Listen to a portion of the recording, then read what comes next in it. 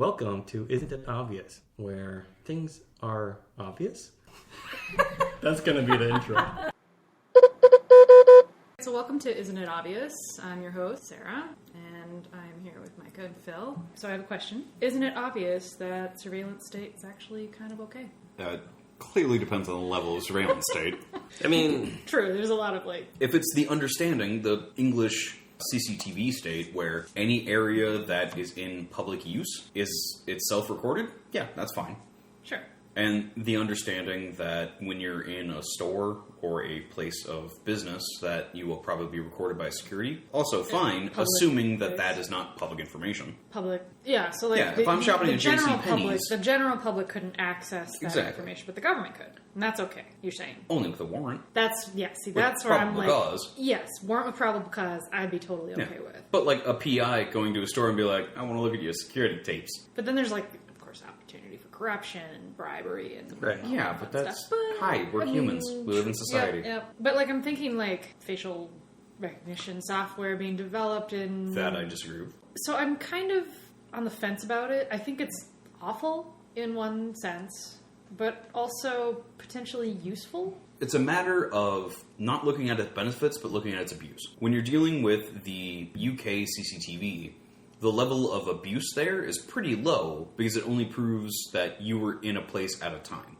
And that has to be corroborated with you being on multiple cameras and you being visibly seen to that extent. Assuming these cameras are good enough to actually... But in that sense, it has to be good enough to be corroborated with what you were wearing, where you usually go, defining features. Where it takes some intrusion where if somebody's trying to copy you, they have to go to great effort in order to copy you, to frame you for a thing because they are on video. But with facial recognition, it takes one camera to put you in a place, and that can put you into a whole bunch of circumstantial evidence. Where I'm walking down the street, you get my face, and then there's a little dead zone, and apparently there's a murder there. I could be a suspect. Have you guys heard the case where there was a seamstress that was in the jury, and there was a gas station where the culprit or suspect was wearing this shirt? The CCTV apparently can capture at least enough texture to see hey, look, this fits description. The guy is there. The detectives were able to kind of submit the evidence. The prosecutors were able to spin a case that says this is a man. He committed the robbery. I guess it was serious enough for this person to go either in life in prison or something like that. A serious type of penalty was going to be applied. And the seamstress who was in the jury pool that ended up being part of the final selection was no, it can't be him. Look at what the guy was wearing and, what the detectives say he was wearing at the time, because they obviously picked him up later. And look at the footage. And it was pleated, and only the seamstress figured that out. Everyone else is dead set sure that this guy did it because he fit the build and the height and everything, all the other type of descriptors. And I was no. The detectives missed this really interesting fact that the clothes he happened to be wearing, although very similar, is actually distinct. And I was thinking about that. I'm like, holy crap. First of all, shadow of a doubt my ass. Obviously there are a lot of other evidence that the prosecutors must have... This guy owns a red shirt. Right. He must have did it. Yeah, it's whoa. That is... Clearly the prosecutors may have known that this is a really shaky case if that was or maybe they really thought it was the guy. But the fact that they were pretty close to being this guy goes to prison forever or something. And it was 1 out of 12 that happened to be a subject matter expert on clothing pleatedness. And I was like, if that camera wasn't there because of the CCT nature, right? CCT, whatever. The idea that that person could have went to prison for a very long time. Or he would have never been identified. Or you may not have on both ends. Right. But then you'd have witnesses or something like that, which is kind of a funny witnesses aren't that reliable. They're the worst. Yeah. But they're only as reliable as what the jury pool believes they are. Some people are good with faces. I'm not one of them. If anyone were to ever be like, "Hey, did you see the guy or gal who was at such and such of corner of whatever?" I'd be like, "Eh." But it's but I'm really good with faces, but I'm really bad with what they're wearing. See, I'm better at that than faces. Because I'll see someone and be like, I'll know where I've seen them.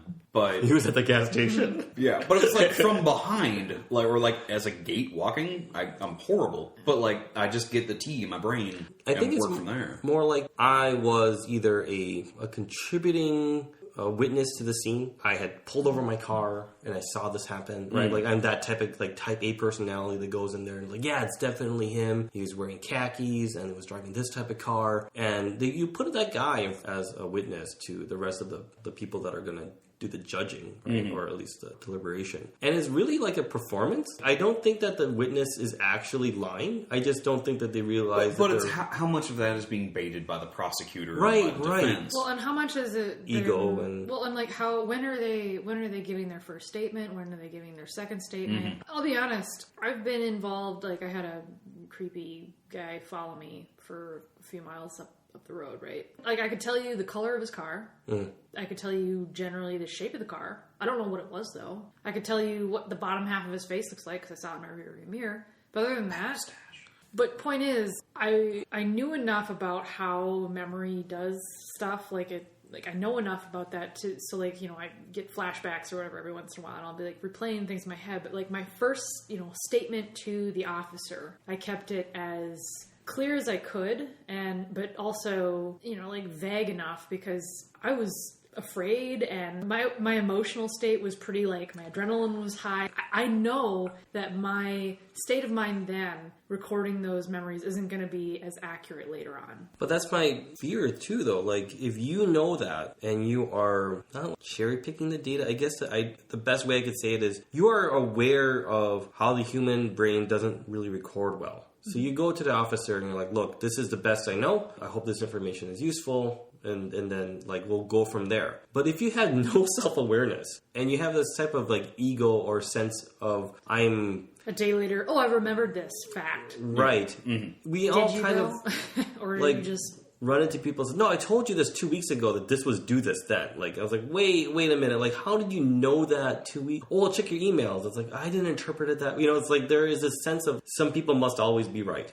You take them and you put them in front of people, and that's the best we have compared to CCTV. The objective question I have is you remove the nanny state apparatus that we have, and then you say something like, okay, well, what would life be like? Is it a net pro or a net con? Is it a big difference in quality of life to the people versus liberty and the sense that they're being... The best statement I've ever heard in favor of the nanny state or the type of mass CCTV observation is there was someone in England, and I forget which program this was on. He walked into a store and he was interviewed later because there was a robbery at that store. And, like, the first thought was, oh, they're going to think I robbed this place.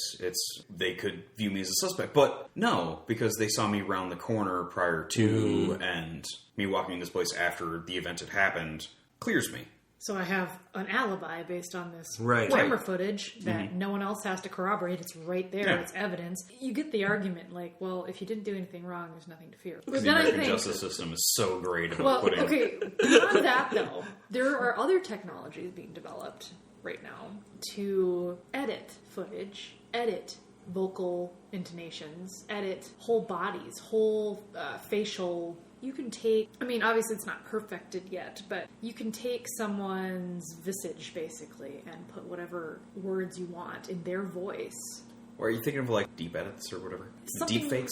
They're doing it really for the film industry, right? You take a good take, except maybe one of the actors flubs a line, or they miss a keyword, or they just need to fix it. Well, you can type in, based on, like, this actor's voice, you can literally just type in a word. Sure. To fill it, and the software will make a pretty good... But how does this apply to the CCTV type thing? You can't believe... Government recording goes into a store, and then the editing happens with the in-store footage? Yeah, maybe. Or maybe the government official who's on that recording doesn't want that footage to be, like, the actual raw footage to be used. Maybe they have someone, maybe they pay someone to edit it before they submit it to, and I'm not saying that would necessarily happen, but... Oh, it absolutely would happen. What's the remedy for it, then? In order, because the whole premise of this is that the nanny state is good. Well, okay, my surveillance. I'm saying the surveillance state would be okay, so long as it's not easily accessible, and so long as it's. Well, what about for minor infringements? So we have this increased surveillance state, and you jaywalk at 11 o'clock at night when there's no traffic, I think it's should reasonable. you get a ticket for that jaywalking? Or how about this? No. I have my own... You broke the law, and you were recorded by a government Well, that's surveillance. what I mean. Is like it wouldn't just auto ticket you. I would say there'd have to be harm done or someone who is willing to press charges. That's what I think. If you're doing something wrong but no one's hurt and no one's going to press charges, what's the point of charging you? But if you do something wrong and it hurts somebody and someone's like, I want restitution for this, I want justice for this because you, criminal, hurt me, then I would say, yeah, you should get a ticket. Or my inquiry justice. to this is, CCTV, isn't that owned by, like, the private establishment? And so that could just be my house, right? No. CCTV, how I'm using it, is it's part of the Metropolitan Police Department of London. Okay. I think it's due to their, and I'm probably wrong, but I think it's due to their taxpayers that all of these cameras are set up on most corners in London. So when I say CCTV, I think of that because it's closed circuit. It only goes to the police station. It doesn't go through other sources. It's not Wi-Fi'd, at least to my knowledge. Whereas my thought is, like, if I owned a gas station, right, and then I really wanted this guy out of here, I could just, cameras of London, or let's just say it happened in Minnesota, only can recognize that the guy came in, came out, if we had that infrastructure at that point.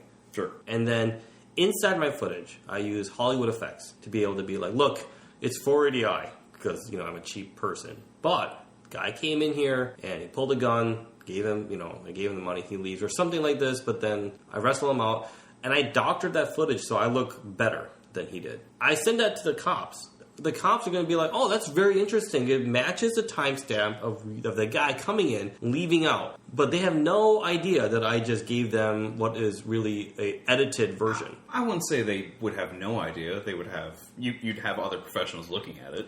So, In but, theory. in this situation, hypothetically, using the top Hollywood, that would be thousands of dollars to doctor this material to make it look Worth good, it. even on lo-fi. Not Is it necessarily. worth it? No, not necessarily, Yeah. though. It wouldn't be because you can buy that software someday, maybe. I don't know if that's going to be $1,000 piece of software. Looking but at deepfakes now, you can accurately put somebody else's face on something else, and that's a fairly cheap software, but it looks horrifically obvious.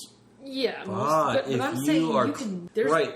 You get better. It's going to get better. If the barrier of entry is very low, But that's on a 480, you wouldn't be able to do that detail well enough. And it would look worse because if you're editing 480, you're editing at a lower resolution. but you can edit in a way where you can change the storyline. Let's say you edit in voice, or you edit in a weapon, or you edit in some sort of like Small thing. that changes everything. And then you change... You know, Like a pleat. Right. Like a pleat. Oh, the pleat was fake. The dude did it. Yeah, and it turns out that the pleat industry was dead in the 90s. It never came back. And there was a resurgence where, hey, pleat will get you out of a murder charge. Right. And it turns out that now Goddamn too many big pleat. people are wearing pleats and committing murders, and it's now Conspiracy. changed the system. 100%. You know, it was the romanticization of people in full suits with pleated pants just committing murders in the 20s that just became a fad. I mean, 1920s? Oh, the 2020s. Of course the 1920s. I was gonna say, if that barrier of entry is removed and some high schooler could change the footage, then now suddenly this gold star standard of evidence becomes, you don't even have to do a good job. You just need to convince the populace that, hey, everything is edited, everything is but it's just still the jury. Fake news? No. No, it's still without a shadow of a doubt. Yeah, right. That's where witnesses will come in. So if you have the timestamp of me walking into a gas station, me walking out of a gas station 7 minutes later, but then edited footage of me going in there and holding up a gas station with somebody else in that gas station that ends up being a witness, or someone I went to where it was like, did he seem weird at all? And like, no, he came home. We had frozen pizza. It was subpar frozen pizza. He always undercooks it, but our oven kind of sucks, so I don't really blame him But for it. witnesses aren't always... True, but witnesses can cause doubt in terms of if I walked in amicably and walked out amicably, that can disrupt the story of the edited footage. Right. And that now depends on... Assuming you have footage to prove that you walked in. A, that the witness cooperates. Sure. Again, I'm for the... Yeah. I think every powered light stop should have cameras. Yeah, I would have made on my all- identifying that. Yeah.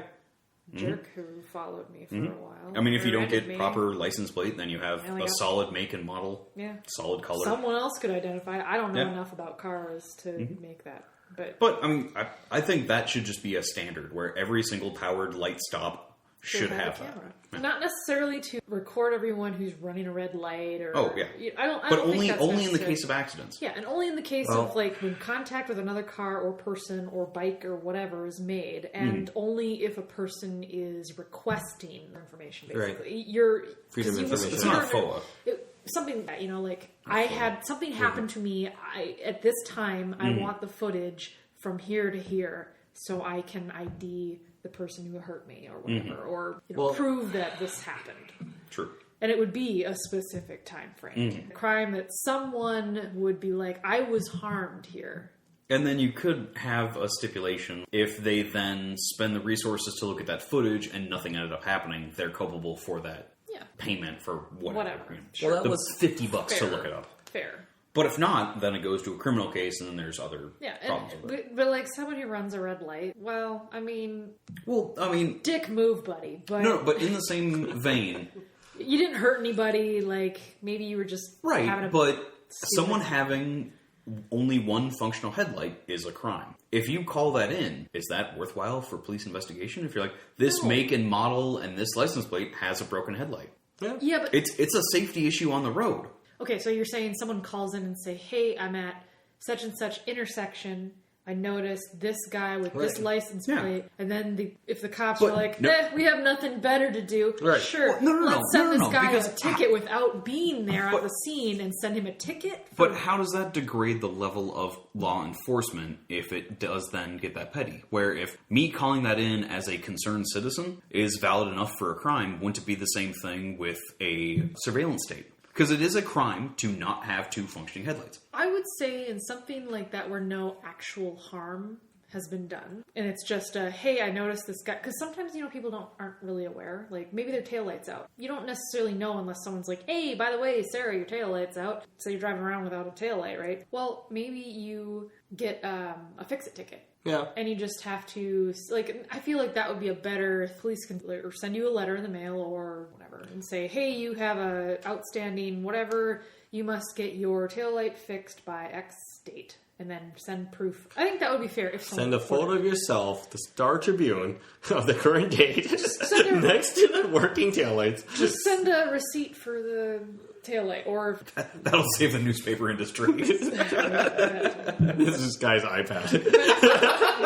You son of a bitch. but where it's not like actually causing harm. No one was hurt. No accident happened. No vehicle contact. No damages were like that. I don't think is worth the police's time or someone's who's going to be that petty to F that guy in particular. We're humans. We're all petty. When I think about the surveillance state, I often think about not what it is today, but what it will be later. So what I ultimately think is going to happen is obviously fingerprinting, DNA stamping, and a blimp up in the sky that is just recording everything at 4K.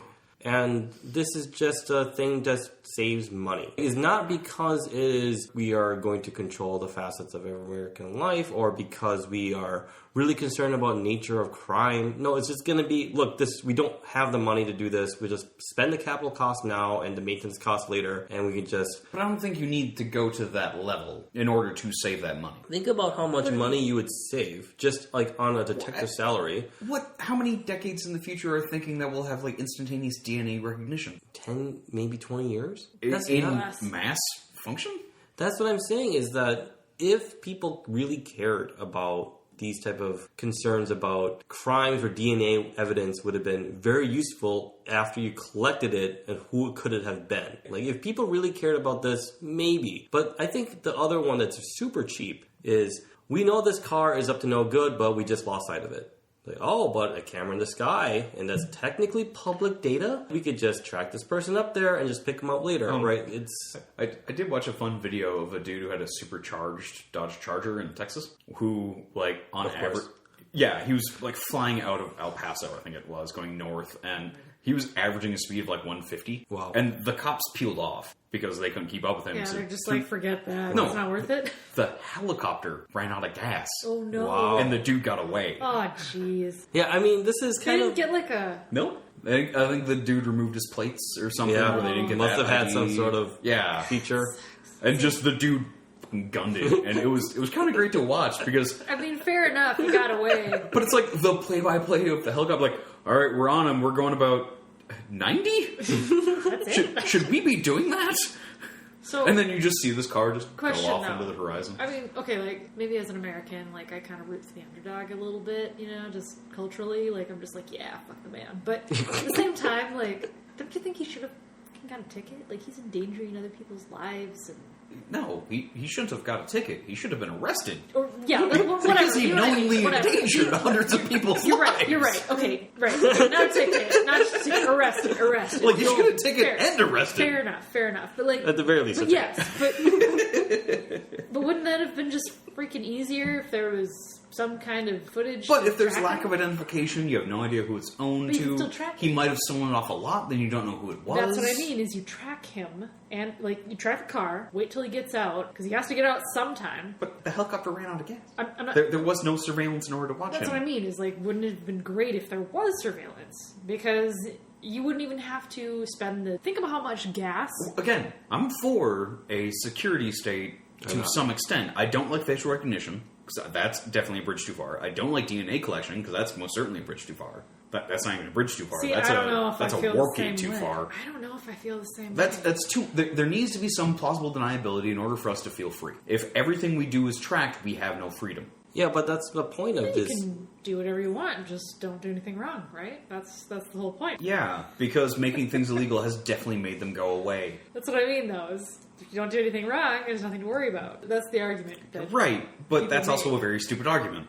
No. And I would like the people It's who not a stupid- no, no, it's I not want a- someone who makes that argument to have cameras recording them for a year, and then at the end of that year, tally up all the things they did wrong, because they most certainly You mean do things wrong. The 14,603 laws that are stacked against them at any moment. Yeah. Right? Like, this is... And that's why I agree. It's like there's a lot of laws I think are really stupid. I think being recorded 24/7 is awful. It's just a terrible idea. But- like the privacy of your own home, that should be sacred, Absolutely, I was right? Again, I'm going with the UK CCTV, Yep, where yep. it's in public places. But I'm talking about, like, let's be honest. This microphone, I have an Alexa because Yeah, the NSA thanks you.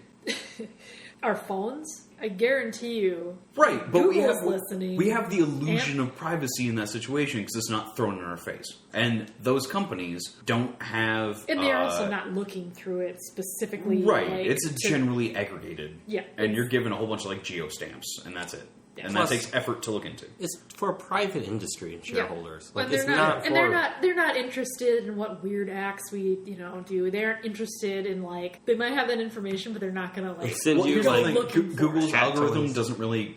It can't differentiate between, so... No, but they will target their ads based on Yeah, things like I visit a website once, all of a sudden I have ads everywhere for a Swedish-made penis enlarger. And I'm like, I went there once! As a joke. And No, my it was not. I hear it's the best. no, my thought My was... Russian one sucks. something not about the anyway. No, my thought about how it's going to be about cost efficiency. So the idea here is that, like, they would most likely initiate a program for how do we make sure that the number one eyesore that we have to take care of is being taken care of, and what do we do to get around that? And I could just see in a few short decades that most of our privacy is going to be just eroded or gone. What I would like Just out in public. is at least have this, like, benefit the people, right? So if someone cuts me off and is driving like a maniac, they'd be like, well, clearly you'll have evidence of this happening. But right now they just don't care because it's just no one does. So what are they doing with all this data and evidence, like, or collecting this is for, I don't know, like, Well, this we're talking is about not traffic transparent. incursions, like rape kits.